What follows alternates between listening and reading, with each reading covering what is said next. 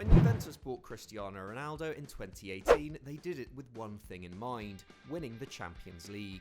But having reached the final of the competition in 2015 and 2017, the Bianconeri have come nowhere near since, and having dominated Italian football for the past decade, are now at a crossroads. Max Allegri's final 2 seasons in charge saw a gradual decline in performance. Maurizio Sarri was sacked following an unconvincing title win, and the side is now managed by Andrea Pirlo, who despite being a club legend took the job with zero experience and inherited an unbalanced squad in need of rejuvenation. So glory in Europe seems a pipe dream for Juve fans right now, but they may be closer to challenging than you think. Superclubs like Barcelona and Real Madrid are in transition, the likes of Liverpool and PSG look less than invincible, and while Man City and Bayern seem light years ahead right now, the Italian giants have the potential to catch up with some significant tweaks. It's a big ask, but let's take a look at how they can get themselves back among the contenders. Rethink the midfield. Juve's transfer policy has come in for criticism in the past, but over the last 12 months the club has turned a corner. In 2019-20, they possessed the second oldest squad in Serie A, with an average age of 28.4.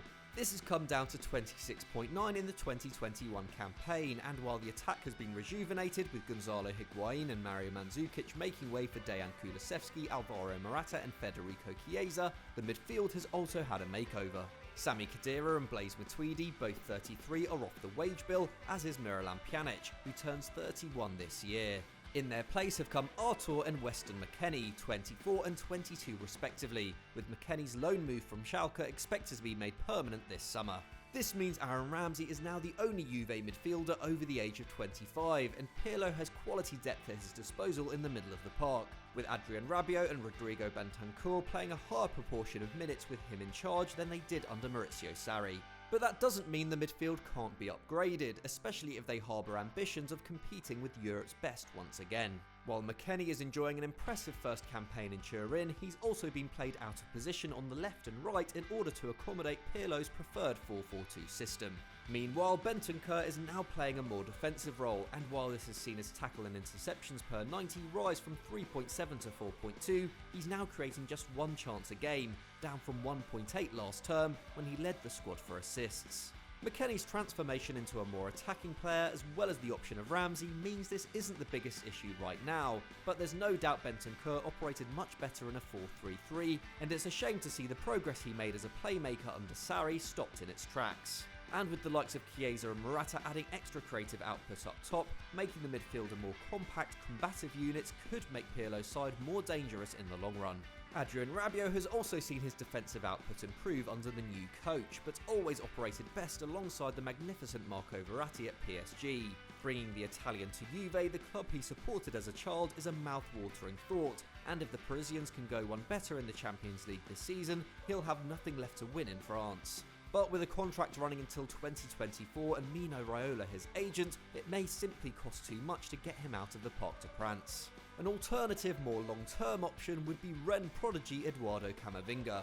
The Frenchman is of course in the sights of Real Madrid and is still only 18, but to see him develop under one of the 21st century's greatest deep-lying playmakers would be exciting to say the least. Incredibly mobile, technically superb, and with defensive intelligence beyond his years, Camavinga would no doubt make the Juve midfield tick.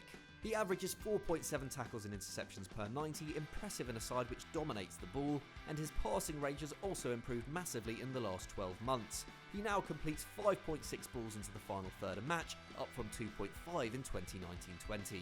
With Rennes becoming a more possession-based team this season, Camavinga is pressing less than he was before, but his 6.1 successful pressures per 90 would still rank him second in the Juve squad. In short, he's cut out for the project Pirlo is trying to build, and may well cost less than what was initially being touted when he first broke onto the scene. The teenager's agent, Jonathan Barnett, has suggested he will cost over €50 million, but anything under 70 would be a steal for Europe's most exciting young midfielder. If Juve were able to shift one of their current crop, perhaps Artur, he wouldn't be out of reach. Rejuvenate the defence.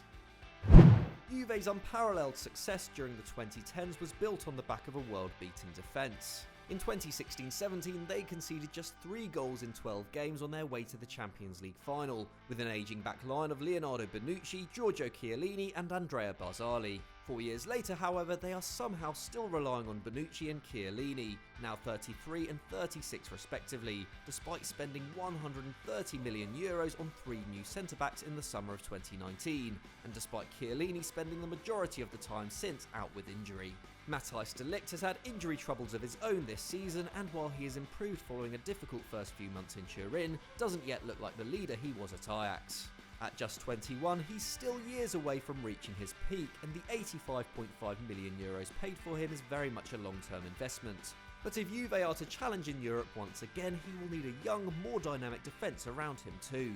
22-year-old Mera Demiral has partnered him just once this season, mainly owing to fitness, and Pirlo will no doubt be keen to get them back in the starting 11 together. However, the club's decision to let Cristiano Romero leave for Atalanta on a 2-year loan already looks a big mistake. The Argentinian centre-back has impressed massively for the Bergamo side, with his 6.5 tackles and interceptions per 90 among the best in Europe, and his 6.7 successful aerial duels per 90 the best of any defender in this season's Champions League.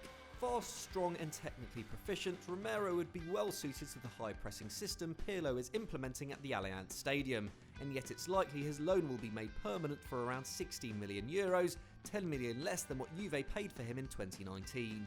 If William Saliba continues to see his options limited at Arsenal, he would be a sensible target come the end of his loan at Nice. At just 19, he already has nearly 3 years of senior playing experience, and while he doesn't offer the physical attributes of a player like Romero, is incredibly press resistant. He carries the ball towards the opponent's goal 280 yards per game on average, more than anyone in Ligue 1, let alone the Juve squad.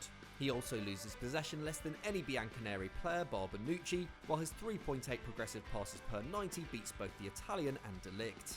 Pirlo's side is also ageing in the fullback positions. Juan Cuadrado remains one of the side's key players, already racking up 10 assists in Serie A and the Champions League, but the fact he turns 33 in May means the club need a long-term replacement. The decision to sell João Cancelo looks even worse now the Portuguese international has re-emerged as one of Europe's best fullbacks this term, and while Danilo has been incredibly useful to Pirlo, playing a number of different roles across the back line, he is not particularly young and can also be upgraded.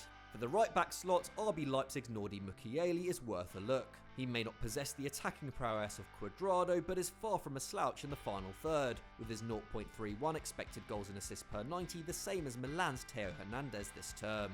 He's also strong in the challenge and a good reader of the game, averaging 5.8 tackles and interceptions a match in the Champions League.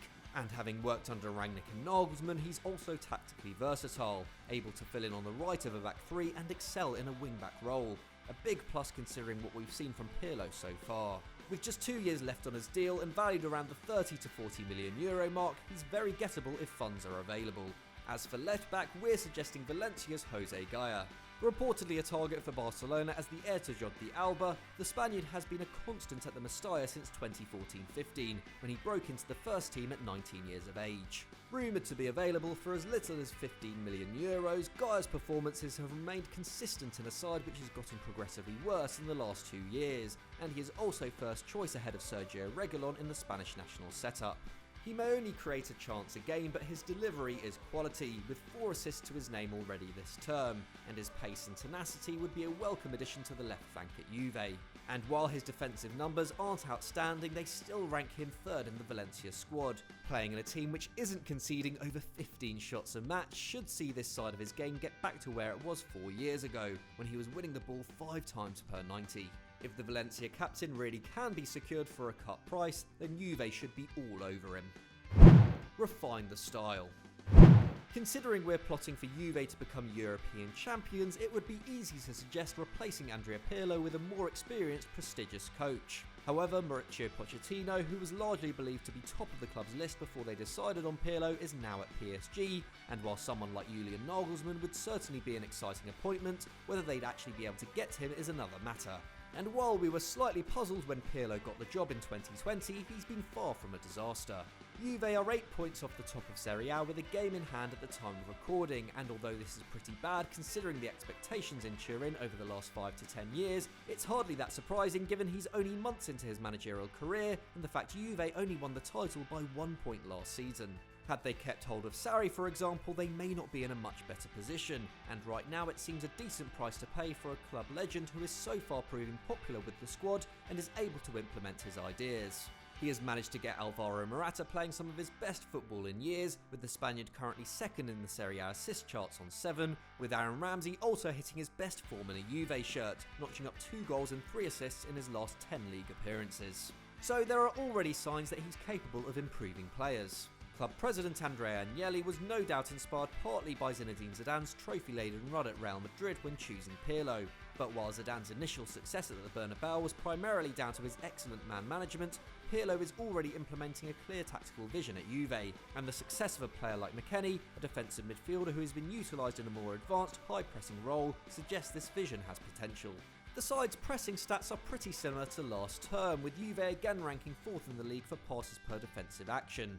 But this is nevertheless a side of the game he is focusing on more closely than predecessors Sarri and Allegri, and building a younger squad should mean they only improve in this regard. They are also generating more expected goals per game than they were last season, and are harder to beat too, conceding 0.9 expected goals per game compared with 1.1 in 1920, and losing just 3 of their 22 league games so far, compared with 7 of 38 last season. Question marks remain over the side's shape in the long term, but with sensible recruitment in the midfield and defence, and perhaps the addition of a specialist left winger or conversion of Federico Chiesa into an inverted one, Pirlo will have a squad that can adapt more effectively to different opposition, and perhaps even seriously challenge for Europe's biggest prize once again. So that was our take on how to turn Juventus into Champions League winners. Yes, we know it's a long shot and these are just our suggestions, so if you have any ideas of your own, get them in the comments below and we'll get discussing. If you enjoyed this video, don't forget to leave us a like and make sure you're subscribed to EuroFootball Daily, and why not stick around by clicking on screen right now for another great EFD video. Thanks for watching and we'll see you next time.